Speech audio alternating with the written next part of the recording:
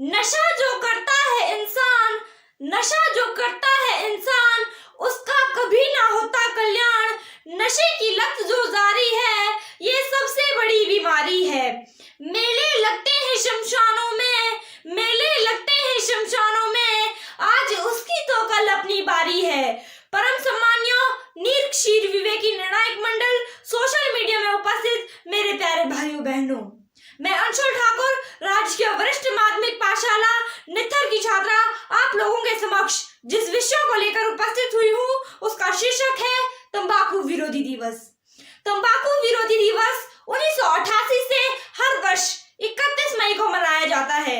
इसका उद्देश्य लोगों को नशे के प्रति जागरूक करना है। नशा एक ऐसी समस्या है जो मनुष्य को अंदर से खोखला बना देता है। नशे से बहुत सी बीमारियां होती है, जैसे कैंसर, ब्लड प्रेशर आदि जैसी बहुत सी समस्याएं। हमारे देश में नशे की समस्या दिन प्रतिदिन बढ़ती ही जा रही है। हमारे देश के युवा नशे के चंगुल में इस प्रकार फंस रहे हैं जैसे एक शिकारी अपने शिकार को फंसाता है। एक अनुमान के अनुसार अपनी जान के दुश्मन को अपनी जान कहते हैं। मोहब्बत की इसी मिट्टी को हिंदुस्तान कहते हैं, हिंदुस्तान कहते हैं।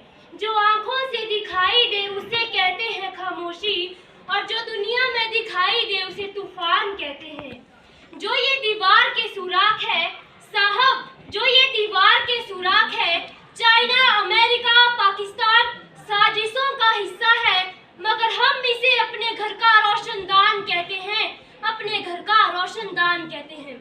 परम सम्माननीय मुख्य अतिथि महोदय, यहाँ पर उपस्थित सभी गणमान्य व्यक्ति तथा मेरे भाइयों व बहनों, सर्वप्रथम तो मैं आप सभी का यहाँ पर आने के लिए बहुत धन्यवाद करती हूँ। और मैं जेएसएस कोठी की छात्रा वेदप्रिया हूँ और आपके सामने आज़ादी को लेकर अपने कुछ विचार प्रकट करना चाहती हूँ। आशा करती हूँ कि अगर मेरे बोलने में कोई त्रुटि हो तो मुझे अवश्य ही क्षमा कर दें। आज़ादी, आज़ादी का असली मतलब वही समझ सकते हैं जिसने कभी गुलामी की हो। माँ की ममता, पिता का प्यार, सुंदर सुग्राह्य संग सार्वभौमिक सरोकार, सर्वांगीण विकास की सहज प्रतिहाशा, हर हृदय अंकित रहे प्रफुल्ल मातृभाषा। अंतर्राष्ट्रीय मातृभाषा के महत्व पर अपने मनोगत भाव को व्यक्त करने से पूर्व मेरा आप सभी को सादर नमन और अभिनंदन। मैं टीना भारती, विज्ञान धारा की छात्रा, अपनी मन भावन भाषा जो मैंने अपने माता पिता तथा दादा दादी से सीखी पर कुछ स्वानुभूत विचार प्रकट कर रही हूँ।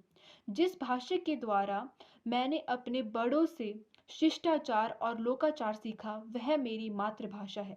भावों और संवेदनाओं के संप्रेषण की जो शक्ति मातृभाषा में है वह किसी दूसरी भाषा में नहीं है। इसीलिए आज विश्व मंच पर मातृभाषा के महत्व और प्रयोग पर चर्चा का बाजार गर्म है। Good morning everyone, myself Harshita Kashyap and I am the student of class 12. Today I am here to present my model based on face-centered cubic cell which belongs to chemistry. First of all, the question arises that what is face-centered cubic cell?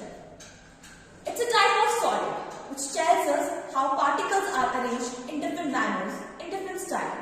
It's a type of crystalline solid, which means a crystalline solid is a solid which has a definite shape, a symmetric rearrangement of particles as well as a sharp melting point. जैसे कि आप लोग जानते हैं कि जब आप छोटे थे तो छोटी छोटी क्लासेस में like 6, 7, 8 में हमें ये बता दिया जाता है that in whole universe there are 3 states of matter: solid, liquid, gas. Liquid gas की बात नहीं करूंगी मैं बिकॉज मेरा जो मॉडल है वो सॉलिड पे बेस्ड है. So let's talk about solid. Solid, what is solid? It means in which particles are tightly packed. Solid में एक्टिविटी कर रही है. ये हमारे पास है शंक्वाकार ग्लास, शंक्वाकार ग्लास, और ये है बीकर में तनु सल्फ्यूरिक अम्ल, और ये हमारे पास जिंक के छोटे छोटे टुकड़े या दानेदार जस्ता. अब हम सल्फ्यूरिक अम्ल को लास्ट में डालेंगे और जिंक के टुकड़ों को भी लास्ट में डालेंगे और कैप लगा देंगे. तो आप देख रहे हैं ये अभी क्रिया कर रहे हैं.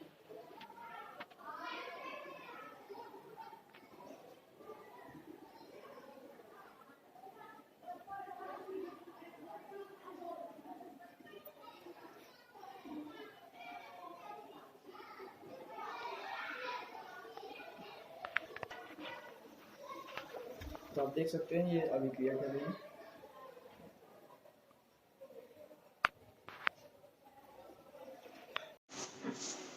Good morning everyone. मेरा नाम मानसी अधिकारी है। मैं गवर्नमेंट उत्कृष्ट senior secondary school Bhuntar, district Kullu, Himachal Pradesh की कक्षा 10वीं ए की छात्रा हूँ।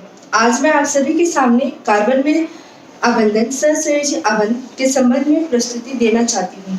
कक्षा 9 में हमने विभिन्न तत्वों की संयोजन क्षमता तथा संयोजकता इलेक्ट्रॉनों की संख्या पर इनकी निर्भरता के बारे में अध्ययन किया। अब हम कार्बन के इलेक्ट्रॉनिक विन्यास के बारे में अध्ययन करेंगे। कार्बन की परमाणु संख्या 6 है। कार्बन के विभिन्न कक्षों में इलेक्ट्रॉनों का वितरण कैसे होगा? कार्बन में कितने संयोजकता होंगे?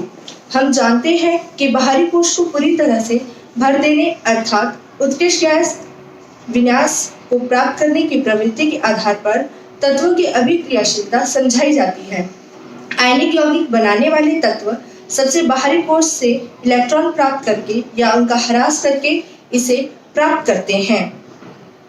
जहां हम अपने फलों, सब्जियों और अन्य उत्पादों को भंडारित कर सकते हैं ताकि वे जल्दी खराब ना हो और बाजार में मांग और सप्लाई के लिए संतुलन बनाया जा सके। ये सोलर पैनल है। ये बहुत से फोटोवोल्टाइक सेल्स से बना है। ये फोटोवोल्टाइक सेल्स सनलाइट को इलेक्ट्रिसिटी में कन्वर्ट करते हैं। ये लेड एसिड बैटरी है। ये लेड एसिड बैटरी इस पूरे कूलिंग सिस्टम को ठंडा करने में मदद करती है। ये फैन है। ये फैन कूलिंग करने में मदद करता है। ये स्विच है। ये स्विच सोलर पैनल से लेड एसिड बैटरी को ओवरचार्ज होने से बचाने के लिए है। ये पावर स्विच है। ये स्विच इस पूरे सिस्टम को ऑन ऑफ करने में मदद करता है। और ये डिजिटल थर्मामीटर है। इसमें इसके पार्ट्स बताती हूँ मैं आपको। इसमें एक पेयर ऑफ किडनीज होता है। इसमें से एक किडनी को बोलते हैं हम राइट किडनी, एक होती है लेफ्ट किडनी। किडनीज में जो रीनल आर्टरीज के थ्रू ब्लड आता है, यहाँ से ब्लड आएगा। फिर जो रीनल आर्टरी से यहाँ पे ब्लड आएगा। फिर इसमें जो किडनी में होते हैं हमारे पास बहुत सारे नेफ्रॉन्स, मिलियंस ऑफ नेफ्रॉन्स होते हैं। उसमें जो नेफ्रॉन्स होते हैं उससे हमारी जो ब्लड है उससे जो वेस्ट होता है वो मतलब अलग अलग हो जाता है। फिर जो वेस्ट होता है, जो हमारे पास वेस्ट आएगा उस ब्लड के मतलब उससे अलग करके, वो जो वेस्ट होता है वो आता है आपके यूरेटर्स के थ्रू, वो चला जाएगा यूरिनरी ब्लैडर में। और फिर जो यूरिनरी ब्लैडर है यहाँ से जब तक कि भरी नहीं होगा, मतलब सारा फुल नहीं होगा जो वेस्ट होगा उससे, तो तब तक यहाँ से एक्सक्रीट नहीं होता। फिर जब वो फुल हो जाता है तो फिर यूरेथ्रा के थ्रू वो एक्सक्रीट हो जाता है।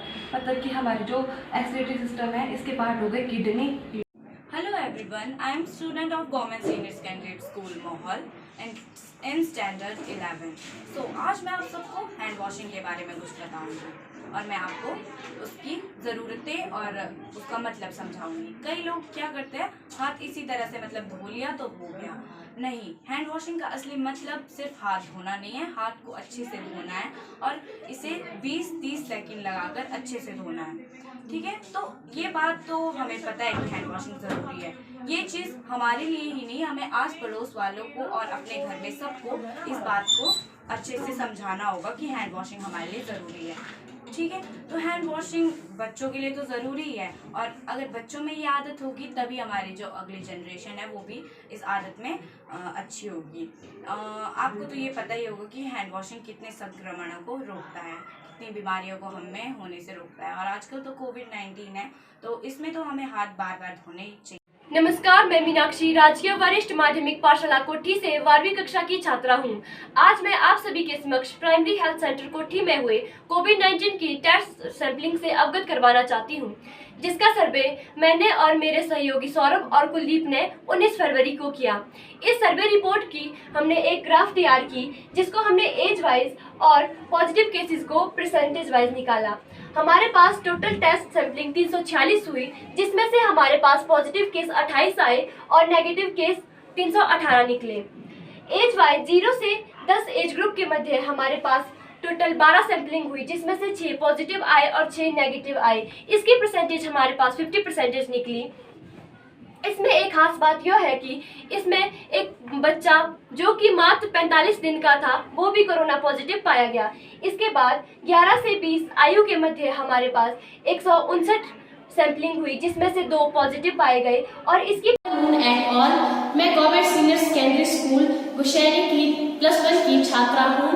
मैं आपको संसद के बारे में कुछ बताना चाहूँगी। भारत के संविधान में संसदीय प्रणाली ब्रिटेन के संविधान से ली गई है। लोकसभा, राज्यसभा और राष्ट्रपति द्वारा ही संसद का निर्माण होता है। लोकसभा और राज्यसभा में क्या अंतर है तो आपको पता होगा कि संसद के निम्न सदन को लोकसभा और संसद के उच्च सदन को राज्यसभा कहते हैं। संसद के निम्न सदन जो कि लोकसभा कहने के लिए तो यह निम्न सदन है, परंतु इसके पास राज्यसभा से ज्यादा शक्ति होती है। बात करें तो राष्ट्रपति की, राष्ट्रपति महामहिम होते हैं या तो देश के प्रथम नागरिक होते हैं और तीनों सेवाओं यानी कि आर्मी, एयरफोर्स और नेवी के कमांडर ऑफ चीफ होते हैं। इसके साथ साथ हम कह सकते हैं कि good afternoon all of you. मैं हिमाचल के राजकीय उत्कृष्ट माध्यमिक विद्यालय भूंतर का 10वीं B कक्षा का छात्र हूँ। मेरा नाम देवांग है। तो आज मैं पढ़ाने वाला हूँ खनिज तथा उसके ऊर्जा संसाधन। तो खनिज क्या होता है, किसको पता है? कोई बात नहीं, आज हम पढ़ेंगे। खनिज एक ऐसा भौतिक पदार्थ होता है जो कि खनन की प्रक्रिया से हमें मिलता है। खनन की प्रक्रिया मतलब हमें खुदाई की प्रक्रिया से मिलता है। तो जो प्रत्येक अलग अलग प्रकार के खनिज होते हैं सबकी अपनी अपनी भौतिक तथा रासायनिक विशेषताएं होती हैं। तो जिन क्षेत्रों में खनिज पाए जाते हैं उन क्षेत्रों को हम खनिज की पेटियां कहते हैं। तो जो खनिज पेटियां होती है वो भारत में मुख्य रूप से 3 तरह की होती है। सबसे पहली होती है उत्तर पूर्वी पेटी।